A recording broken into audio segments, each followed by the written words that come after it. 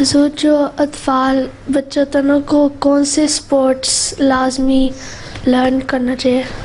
क्या अतफाल बच्चों को कौन सी स्पोर्ट लाजमी लर्न करनी चाहिए बच्चों को जी? अतफाल को जिसमें तुम्हें दिलचस्पी है करो, लेकिन अगर अच्छी बात यह है कि तुम स्विमिंग सीखो। स्विमिंग तुम सारों को आनी चाहिए अच्छा। हैं? राइडिंग आनी चाहिए, राइडिंग के लिए इस्लामाबाद में घोड़े हैं, जाके सीखा करो। और इसके अलावा जो तुम्हारी मर्जी है गेम करो जिसमें तुम्हारा इंटरेस्ट है।